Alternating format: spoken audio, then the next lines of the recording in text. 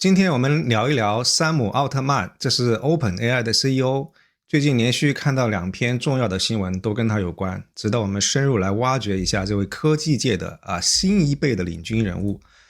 为什么会突然想起来要聊他呢？因为我最近看到的这篇福布斯杂志的报道，以及另外一篇报道都谈到他。这个文章呢讲的是有一位非常年轻的 OpenAI 的一个吹哨人舒淇尔，他的离奇死亡事件。这件事情其实已经发生有一段时间了，新闻也都报道过，算不上非常新的事情不过福布斯昨天这篇报道有什么新的进展呢？快速浏览一下新闻的一些关键信息舒淇尔他曾经是 OpenAI 的一个核心的研究员，参与过一些重要产品，比如说 ChatGPT 跟 GPT-4 的一些重要产品的研发。不过后来他因为质疑公司存在这个数据伦理的这些问题，然后辞职，然后变成了一个公开的举报人向媒体爆料。这件事情发生之后没过多久呢，他就会被发现已经离奇死亡在自己旧金山的公寓里面。当然他的死因呢是被当地警方初步认定为自杀，不过他的父母并不接受这个结论。这个案件的最新进展就是舒淇尔的父母已经正式起诉了旧金山警方，要求公布完整的这个调查报告。那作为 OpenAI 的前任的这个研究员呢，舒淇尔他曾经公开指控这家公司侵犯版权，那这个事情呢让他的死更加扑朔迷离。那他的父母因为不相信警方的这个结论嘛，所以委托独立的这个法医进行尸检，其结果呢跟警方的这个初步调查结论存在着非常明显的有矛盾的地方。那这些关键信息其实都指向一个方向，那就是真相到底是什么。那这个案子之所以引人注目，除了案情本身曲折离奇之外呢，也因为牵涉到了对于 OpenAI 以及 CEO 这个奥特曼的一个公开的批评然后媒体本身也已经参与进来，就是涉及到一些版权的问题嘛，然后媒体也非常有兴趣参与进来，然后这个舒淇尔本身也变成了媒体方面一个非常重要的一个证人，所以呢也有非常合理的理由怀疑办案的这个当地警方受到了这个科技巨头的影响，他们并没有秉公办理这件事情。那更引人注目的就是这件事情其实牵涉到了奥特曼，因为舒淇尔生前他曾经公开批评过奥特曼，说他不道德，在公司内部压制并且打击报复他的员工。然后舒淇尔他本人公开声称说他掌握了 OpenAI 的一些黑料。那这样的情况下，他的突然去世，然后警方非常敷衍的就判定他是自杀，也难怪就是舒淇尔的父母会非常强烈的质疑这个结论，认为有非常多其实很明显的一些他杀的证据被警方刻意忽略掉了。然后他母亲怀疑儿子的死呢与他掌握的这个 OpenAI 的内幕消息有关。他对这个科技巨头的影响力跟权力以及腐败感到非常的担忧他怀疑当地政府也因为这些原因，所以就是受到了 OpenAI 这些大公司的影响，然后他会呼吁 FBI 介入调查，他也希望特朗普能够关注这件事情。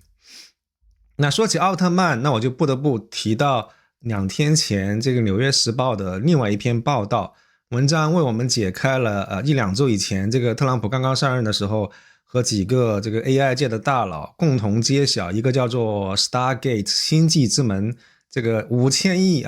这个重大型项目的这个幕后的故事说起来也是有点搞笑，整件事情其实蛮有戏剧性的。我们可以想象一下就是几个月以前，为了帮特朗普赢得大选，那马斯克真的就是豁出身家性命在前台在台前帮这个特朗普卖力吆喝，帮他开路，帮他做各种事情。本来以为这件事情特朗普成功了这个上任了以后可以过4年舒心的好日子了吧，结果没想到自己的死对头奥特曼这个家伙偷偷摸摸的躲在后面偷家摘桃子，给马斯克整了一个措手不及。特朗普上任第2天 AI 界这么重大的项目竟然完全把马斯克蒙在鼓里，让他也没有机会来参与。这种事情不要说马斯克了，我想换了任何一个人都肯定是要上火，要非常抓狂的这个奥特曼这种偷偷摸摸闷声发大财的本事在纽约时报这篇最新的专栏文章当中简直被描绘的惟妙惟肖，读起来简直是又好气又好笑。那我们来复盘一下奥特曼的打法，整个过程可以分成3个阶段它就像下棋一样，一步一步流转的一些局势。那第一个阶段是秘密准备迂回的一个策略。首先第一步呢，他就会想办法来渗透奥特曼想办法来渗透特朗普的团队。在选举以前呢，他其实就已经开始悄悄的接触特朗普身边的人他不像马斯克那样，他是公开的，而且是 all in 来支持特朗普。奥特曼其实一直以来都是民主党的支持者，但是这一次2024年大选，他老早就发现苗头不对了，他觉得拜登这次可能赢不了，所以他就开始选择两头下注，然后非常低调的来迂回。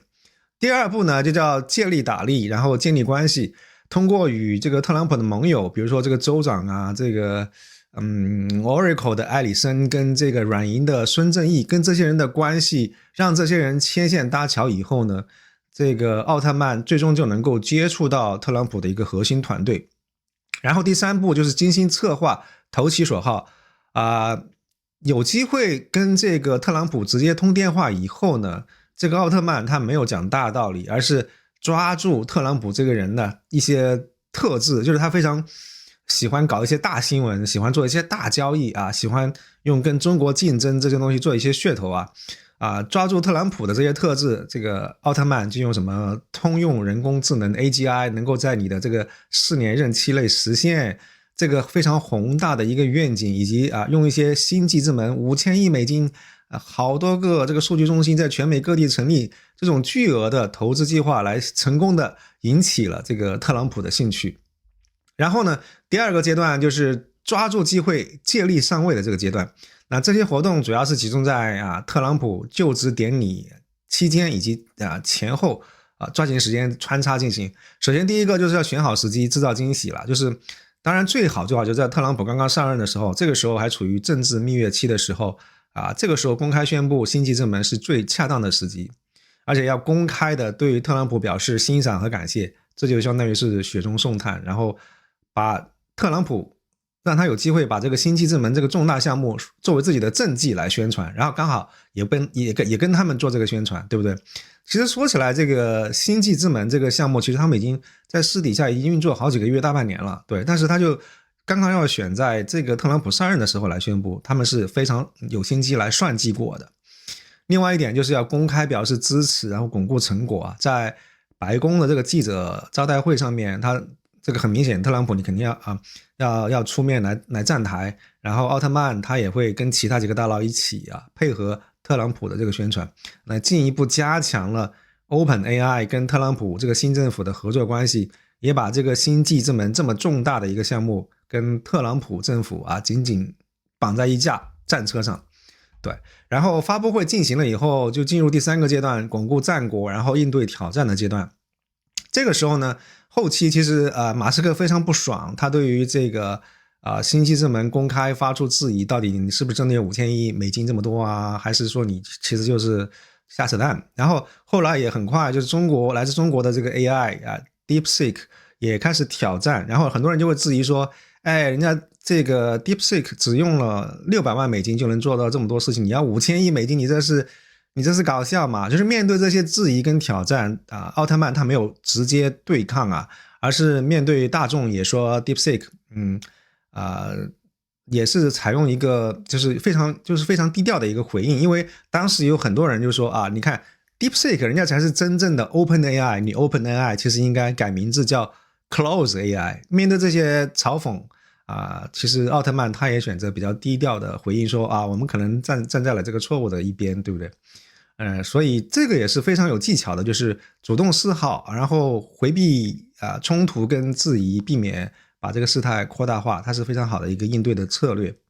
接下来的话呢，它其实反倒巧妙的利用了这个 DeepSeek 带来的这种热潮反过来强调了星际之门这个项目的重要性，并且大幅增加了投资额，让项目更具挑战意义，让政府更加重视。因为你看特朗普现在更加明显的感受到了来自于中国的这个 AI 项目，这个 DeepSeek 的成功对于美国AI 战略的一个影响。所以说不得不说，这个奥特曼在处理这些事情上确实是非常得体，非常有技巧。然后呢，针对美国大选这件事情，其实我们可以看到奥特曼他是玩了一手非常溜的这个政治平衡术，两边都不得罪啊，确保不管是民主党还是共和党哪边上台， OpenAI 都能够混得开，这样既能够降低了这个因为大选带来的这个冲击，又能够为自己的发展争取最大的好处。那具体来说的话呢，就是在大选以前，这个奥特曼既给民主党跟拜登那边捐钱，他也给共和党这边捐钱，但是他不直接给特朗普，这样避免得罪很多人。那就是说他不想把宝全压在一边，而是两边都押宝，广交人脉，而且保持跟两党人马都有密切的接触。对在特朗普当选以后，奥特曼又开始立马改口，开始猛夸特朗普，给他拍马屁，跟他之前就是公开反对特朗普这种态度是截然相反的。然后其实 OpenAI 内部呢，他们也是在偷偷的为不同的政治结果做两手准备，制定不同的方案，确保不论发生什么情况都能够保证自己的利益。所以大家看到了吗？这个才是真正一心想赚钱的生意人，他们一些惯用的应对政治的一些常用的思维。像马斯克这种就是豁出全部的身家性命 all in 压住特朗普共和党一边的这种做法，不是为了钱财跟利益，大家学会了吗？还有一点就是我昨天的视频大家也看到，就是媒体整天说马斯克只手遮天又怎么地，但是在这个 case 当中，大家其实可以看到非常明显，特朗普他并没有站在马斯克这边，而是为了这个可能美国 AI 战略的整体利益考虑，他站台了星际之门这个项目。所以呢，纽约时报这篇报道给人的这个总体的感觉就是，如果要比较奥特曼跟马斯克这两个人的话，我们会发现马斯克明显是一个霸道总裁，有钱有势，行事高调，恩怨分明有一点点霸道的这个气质当断独行的。但是奥特曼呢，给人的感觉就更像是一个笑面虎，表面非常和气，但实则心机深沉，擅长暗度陈仓。其实奥特曼跟马斯克两个人之间的这种矛盾跟纠纷可谓是由来已久，源远流长，说来话长啊。然后这一篇来自于 Business Insider 的文章其实就有涉及到，就是他们两个人之间的关系经历了从合作伙伴到公开决裂的这种戏剧性的转变跟冲突。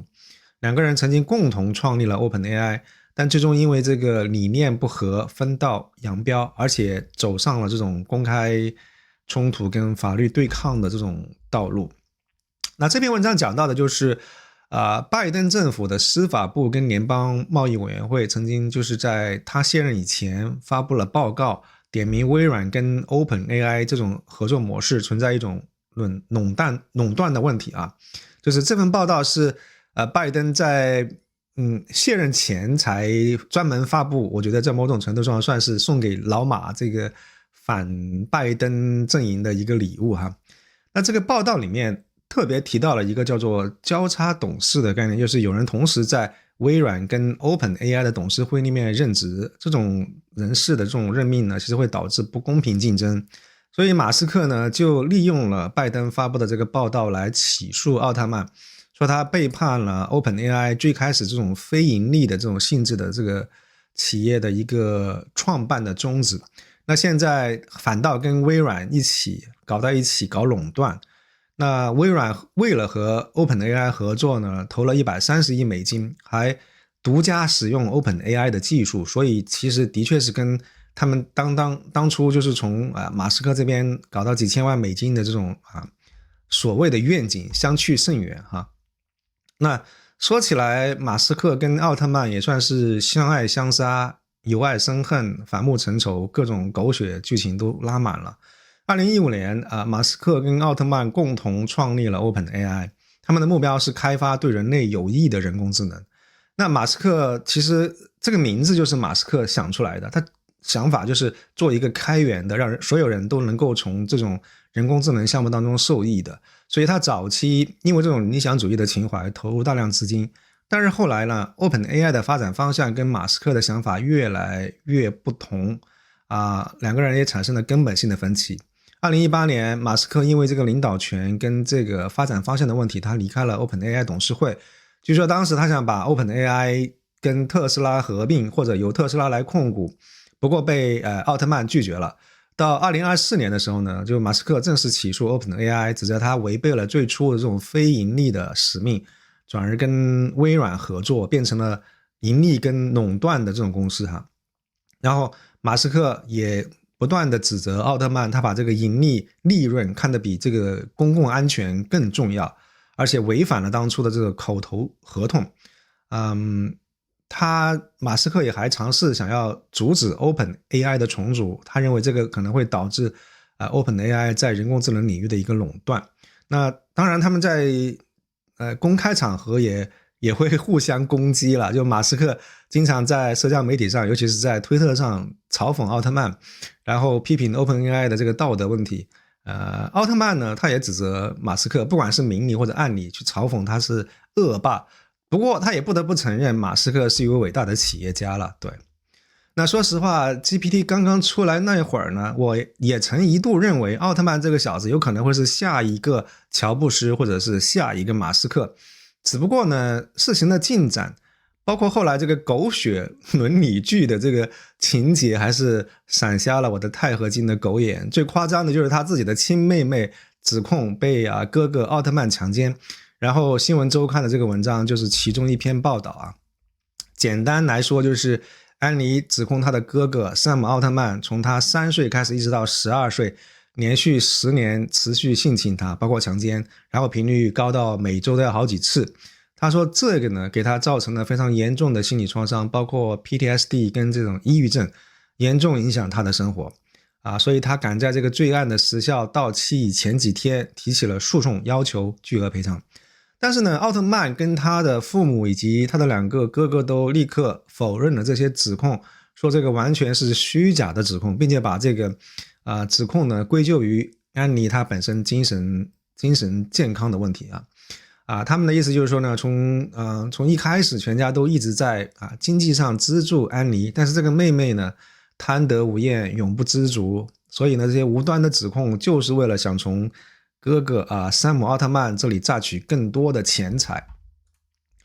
那事情的真相到底是怎么样呢？说实话我肯定没办法给大家一个定论毕竟是非常隐私的这个一些私密。但是呢，这篇报道的记者其实已经在文章里面做了各种诱导性的暗示，比如文章就不断强调安妮的精神问题这个很容易让他觉得是在胡说八道，这是一种非常常见的这种心理操控的手法。另外呢，就是记者有意的把安妮跟其他一些听起来很离谱的，比如什么黑客 WiFi 入侵的这种指控跟性侵的指控放在一块儿说，那似乎就是在暗示说安妮所有的指控其实都不可信。这个就是非常典型的逻辑上的这种稻草人谬误的嫌疑。所以呢，整篇报道读下来，那作者就差没有拿个大耳巴在你的耳边冲你喊说，奥特曼是清白被冤枉的啦，大家不要误会他妹妹是一个想敲诈勒索的疯子。对，那除了狗血的家庭伦理剧之外呢，其实奥特曼的故事里面还有几场宫廷戏而且还是最刺激的这种政变和公开反叛的剧情这个编剧的功力直接拉满了。去年6月的时候 OpenAI 和其他 AI 公司的一些员工联名发了一封公开信，主要表达了几个担忧。一个是觉得 AI 发展太快，风险太大，但监管跟不上。二个呢，就是担心很多这种 AI 公司压制员工的不同意见。他们认为呢，这个 AI 可能会加剧不平等，散布假消息，甚至可能失控以后威胁到人类的生存。所以呢，为了解决他们的这些顾虑呢，他们就希望就是发公开信，希望 AI 公司保证他们不会处罚敢于说真话的员工，而且能够建立这种匿名的公众反馈的一些渠道。为了让大家相信他们说的这些顾虑是真实可信的新闻报道当中还特别提到了一些争议的事件，比如说非贬低协议啦，比如说 OpenAI 的一个动作就是解散了安全团队，以及员工的一些证词等等等等。所以这封信其实想说明白，就是 OpenAI 来自于整个 AI 的行业，其实真的存在一些我们不能够忽视的风险跟问题。那说的更直接一点，就是 OpenAI 的这家公司企业文化有毒。那这个公开信呢，其实揭露了奥特曼领导下的 OpenAI 为了不让别人批评他，用了一些让人不安的一些手段。不只是奥特曼在公司只手遮天控制一切的问题，更说明了这家 AI 公司呢，为了保护自己的利益跟名声呢，不单只会扼杀内部的批评和反思，甚至有一点点为达目的不择手段的意思啊。具体来说呢，这个 OpenAI 为了打造信息茧房跟晋升文化，在公司内部用了很多狠招，其实有点点超出了我的这个理解范围，有点匪夷所思啊。首先第一个就是离职协议，这个不是一般意义上比如说你从公司离职以后常见的那种保密或者竞业方面的要求，简直是紧箍咒级别的。为什么呢？你看他不光要保密而且还禁止员工说 OpenAI 说公司管理层说产品的任何坏话，哪怕是私底下跟别人就是说悄悄话都不行，甚至也不能够公开承认说你签过这个协议。谁要是敢违反这些协议的话呢， OpenAI 它就会收回员工已经到手的股权，那可就是几百万美金啊，等于说是用钱来堵住这些人的嘴。而且这个协议没有有效期的，能管你一辈子的，你离职多久都不能违反，否则的话他就会向你追讨几百万美金，任谁我觉得都要掂量掂量要不要随便说这个话。而且除了离职协议以外呢， OpenAI 它还会在内部压制举报员工呢被迫要放弃这个联邦举报的这个奖励，所以如果你想要向政府部门举报公司的问题的话，还要经过公司内部批准。名义上虽然 OpenAI 内部有一个诚信的热线但其实说白了这就是一个内部的管理系统，你任何的举报最终都一定会到这个公司管理层的这个桌子上，所以你员工如果真的要举报，可能反倒要担心遭到打击报复。而奥特曼本人呢，他就是一个报复心蛮重的一个人有个事情可以证明一下，就是这个事其实听起来挺离谱的，就是当时 OpenAI 董事会政变奥特曼被解雇的时候他就曾经在公司内部搞过一个忠诚度的测试，他强迫员工必须要就是向他表态要不要忠诚于他否则的话就是毁灭了公司，毁灭了 AI。 那这不就是摆明了让这个 OpenAI 的员工站队嘛？你不能够就是质疑跟挑战奥特曼本人的权威嘛，对不对？也难怪 AI 教父杰弗里·辛顿他在获得诺贝尔奖之后呢，他会公开表态支持自己的学生，因为这个学生就是OpenAI 的首席技术官伊利亚·舒茨克维，他在 OpenAI 董事会政变的事件当中其实是炒了奥特曼的鱿鱼的。那这个奥特曼跟这个伊利亚舒茨克维的矛盾其实也是由来已久了，因为他们两个人对于 AI 发展的方向有根本的分歧，而最终闹翻了。这个奥特曼是想加速 AI 商业化，利用这个 OpenAI 的产品赚大钱，但是伊利亚呢更担心 AI 的安全问题，他觉得应该首先确保足够安全再慢慢发展。这个矛盾在2023年11月爆发，因为那个时候就是董事会政变，然后伊利亚他也投票赞成解雇奥特曼，不过他后来他又心软又后悔了。不过奥特曼回归了以后，伊利亚反倒被边缘化，逐渐离开 OpenAI 的这个决策核心，最终不得不辞职了事。那这个也意味着 OpenAI 内部呢，奥特曼强硬要求商业化的路线最终占据了上风。那华盛顿邮报的这篇报道其实是当时 OpenAI 董事会政变事件以后发布的，主要总结了为什么会发生政变。据说是因为有非常多的资深员工都说奥特曼他有心理虐待的倾向。我经常说读新闻要读懂要看懂弦外之音。那这篇文章表面上是在报道这个奥特曼被董事会解雇的事情，其实说的是他在暗示 OpenAI 内部存在更深层次的一些问题，比如说权力斗争职场文化公司治理等等等等。那作者的这个深层的意图呢，是想借这个热点事件引发大家对于 AI 行业发展背后潜在风险的一些思考。那其实后续在 OpenAI 也持续发生了很多的人事变动。财富杂志的这一篇专栏呢，就聚焦于 OpenAI 首席技术官这个 CTO 米拉穆拉提的这个突然离职，以及由此揭示的这个 OpenAI 发展方向跟道路的一个根本性的转变。包括 CTO 在内的公司一系列多位高管的陆续离职呢，实际上暗示 OpenAI 领导层正在经历大洗牌。一些不认同公司新的方向的这些人呢，被扫地出门了。OpenAI 这个公司结构的重大调整就是从一个非盈利性的组织变成是一个所谓的公益企业，其实意味着什么呢？这里说的所谓的这个 B 型企业或者公益企业呢，其实是所谓承诺追求利润的同时，也兼顾社会跟环境责任，对公众保持透明，并且承担法律责任。那说白了，说的非常好听呢，所谓公益那其实就是一个遮羞布。老马说的没错，奥特曼在这个问题上的确是不够诚实。他最开始是以公益就是非盈利组织的这个理由，一个非常高尚的一个愿景，从老马那里搞到了几千万美刀开始起步，然后等到大权在握以后，逐渐把 OpenAI 变成了 Close AI， 从开源变成了闭源，从公益变成了一个盈利企业然后这一系列转变完成以后，这个 OpenAI 公司的利润上限被取消了，奥特曼持股，然后所有这些变化呢，都指向一个更加明显的盈利导向。那随着 AI 科技大爆炸， OpenAI 的这个公司估值跟融资额度都是非常惊人的，而且员工的规模也在爆炸式的增长，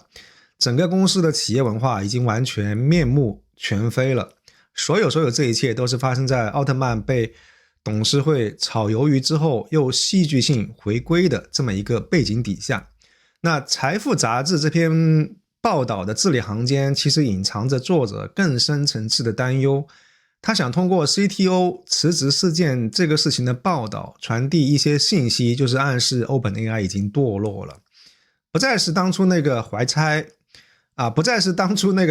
理想主义的组织。商业化的改造会损害 AI 安全这个更高尚更崇高的使命。他甚至暗示说，奥特曼已经为了个人的利益背叛了初心，也背叛了当初跟他一起奋斗开辟所有这一切的他的伙伴。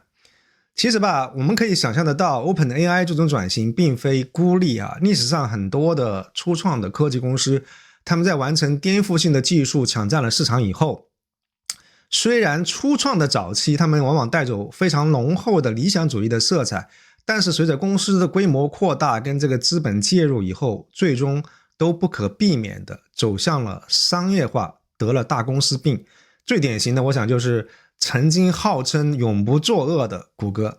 那这个呢，似乎是科技公司发展的一个普遍的规律这种共性提醒我们，任何组织在发展壮大的过程当中都可能面临着价值观跟使命的迷失。